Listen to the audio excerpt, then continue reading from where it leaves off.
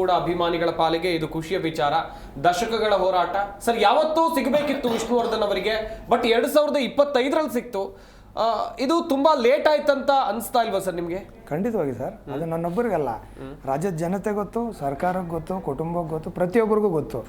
ಇದು ಸಾರ್ವಕಾಲಿಕ ಸತ್ಯ ಸರ್ ಇದು. ಹಾಗಾಗಿ ಇದನ್ನು ನಾವು ಯಾವುದನ್ನು ಮರೆಮಾಚುವಂಗಿಲ್ಲ. ಇದು ಹಂಗೆ ಇವನಿಗೆ ಕಣ್ಣಿಡಿಬೇಕಂದಂಗೆ ನಮ್ಮ ಕಣ್ಣು ಮುಂದೆ ಇದೆ. ಇಂಥ ದಿಗ್ಗಜ ನಟರಿಗೆ, ಶ್ರೇಷ್ಠ ಕಲಾವಿದರಿಗೆ ಇಷ್ಟು 16 ವರ್ಷಗಳ ಕಾಲ ಬೇಕಾಯ್ತಾ? ಇಲ್ಲ. ಇದು ನಮ್ಮೆಲ್ಲರನ್ನ ಕೇಳಬೇಕಂತಂದರೆ ನೀವು ಅವ್ರು ಇರುವಾಗ್ಲೇ ಅವ್ರಿಗೆ ಕೊಟ್ಟಿದ್ರೆ ಅದ್ರ ಗೌರವ ಇನ್ನೂ ಬೇರೆ ಇರ್ತಾಯಿತ್ತು. ಬಟ್ ಆಗಲಿ, ಇವಾಗ ತಡ ಆದ್ರೂ ಕೂಡ ಸರ್ಕಾರ ಆಗಲಿ ಎಲ್ಲರೂ ಎಚ್ಚೆತ್ಕೊಂಡು ಇವತ್ತು ಕೊಟ್ಟಿದ್ದಾರೆ. ಅದನ್ನು ನಾವು ಸ್ವಾಗತಿಸ್ತೀವಿ ಅಭಿಮಾನಿಗಳಾಗಿ.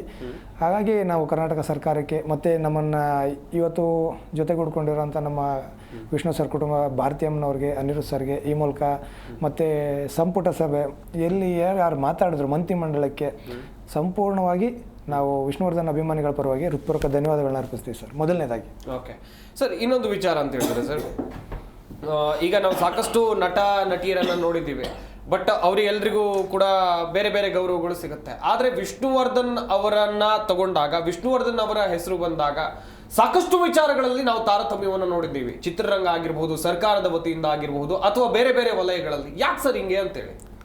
ಸರ್, ಅದು ಎಷ್ಟು ಹೇಳ್ಬೋದು, ಅದು ತಡ ಆಗುತ್ತೆ. ಇದು ನಿಮಗೆಲ್ಲ ಗೊತ್ತೇ ಇರುತ್ತೆ. ಪತ್ರಕರ್ತರಾಗಿ ಇವಾಗ ಹಿರಿಯ ಜರ್ನಲಿಸ್ಟ್ಗಳಾದಂಥ ಗಣೇಶ್ ಕಾಸರಗೋಡು ಅವರು ವೇದಿಕೆಯಲ್ಲಿ ಹೇಳ್ತಾರೆ, ಒಂದು ಇಂಟರ್ವ್ಯೂಗಳಲ್ಲಿ ಹೇಳ್ತಾರೆ, ಆವತ್ತಿನ ಕಾಲಘಟ್ಟದಲ್ಲಿ ಅವತ್ತು ಯಾರು ಹಿರಿಯ ಪತ್ರಕರ್ತರು ಅಂತಿದ್ರು ಅವರು 2 ಗುಂಪುಗಳಾಗಿ ಮಾಡಿಬಿಟ್ರು.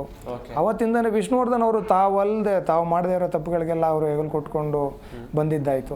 ಅದೆಲ್ಲ ಗೊತ್ತಿರೋ ವಿಷಯ ಸರ್. ಪದೇ ಪದೇ ಅದನ್ನು ಹೇಳ್ಕೊಂಡು ಹೋಗೋದು ಇಲ್ಲಿ ಅವಶ್ಯಕತೆ ಇಲ್ಲ. ನಿನ್ನೆ ಒಂದು ಒಳ್ಳೆ ಘಟನೆ ನಡೆದಿದೆ, ಅದನ್ನು ಸಂಭ್ರಮಿಸೋಣ ಅನ್ನೋದು ನನ್ನ ಇಚ್ಛೆ ಸರ್. ಎಸ್, ಗಮನಿಸ್ತಾ ಇರ್ಬೋದು ವೀಕ್ಷಕರೇ. ವಿಷ್ಣುಚಂದ್ರ ಅವರನ್ನ ಮಾತನಾಡಿಸ್ತಾ ಹೋಗೋಣ. ವಿಷ್ಣುಚಂದ್ರ ಅವರೇ, ನಾನು ಅವ್ರಿಗೂ ಕೂಡ ಕೇಳ್ತಾ ಇದ್ದೆ, ಸಾಕಷ್ಟು ತಾರತಮ್ಯಗಳನ್ನ, ನೋವುಗಳನ್ನ ಬದುಕಿದಾಗಲೂ ಕೂಡ ವಿಷ್ಣುವರ್ಧನ್ ಅವರು ಅನುಭವಿಸಿದ್ರು. ಅದನ್ನ ಹಂಚಿಕೊಳ್ತಾ ಹೋಗೋದಾದ್ರೆ ಇದೆ. ಈಗ ನಮ್ಮ ಮಲ್ಲಿಕಾರ್ಜುನ ಇತ್ತೀಚೆಗೆ ಬಂದು ಒಂದಷ್ಟು ಅಭಿಮಾನಿಗಳು ಹುಟ್ಟಾಕಿದ್ದಾರೆ. ನನಗೆ ಸ್ವಾಗತ. ಅವತ್ತು 80ರ ದಶಕದಲ್ಲಿ ಅಂಥ ಘಟನೆಗಳು ನಾವು ಯೋಚನೆ ಮಾಡಿ ನೋಡಿದ್ರೆ ಇವತ್ತು ನಮ್ಗೆ ನಿದ್ದೆ ಬರಲ್ಲ. ಇಂಥ ಸಂದರ್ಭಗಳಲ್ಲಿ ಒಂದು ಚಿತ್ರನ 100 ದಿನ ಓಡೋಕೆ ಬಿಡ್ತಾ ಇರಲಿಲ್ಲ. ಅವತ್ತು ಮುತ್ತಿನಾರ 120ನೇ ಚಿತ್ರಕ್ಕೆ ಒಬ್ಬ ಆ್ಯಕ್ಟ್ರ್ ಕೂಡ ಒಂದು ಸಂತೋಷ ವ್ಯಕ್ತಪಡಿಸಿಲ್ಲ.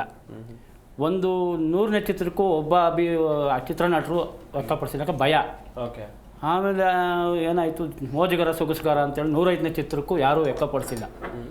ಅದೇ ಕಾಲಾಂಕ ಅವರು ತೊಂದರೆಗಳ ಮೇಲೆ ನಾವು ಎಲ್ಲೋ ಒಂದಷ್ಟು ಜನ ಗಟ್ಟಿಯಾಗಿ ನಿಂತಿದ್ರಿ.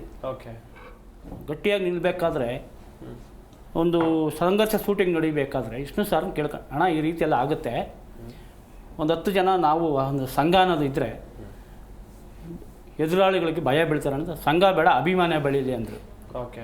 ಸರಿ, ನಾನು ಒಂದಷ್ಟು ವಿಚಾರಗಳನ್ನ ಹೇಳ್ತಾ ಹೋದೆ, ಯಾವ ಚಿತ್ರಗಳಿಗೆ ಎಷ್ಟಿಷ್ಟು ತೊಂದರೆಗಳಾಯಿತು ಅಂತ. ಅವರು ಕಣ್ಣಲ್ಲಿ ನೀರು ತುಂಬಿಸ್ಕೊಂಡು ಕೇಳ್ಕೊಂಡೇ ಇದ್ದರು.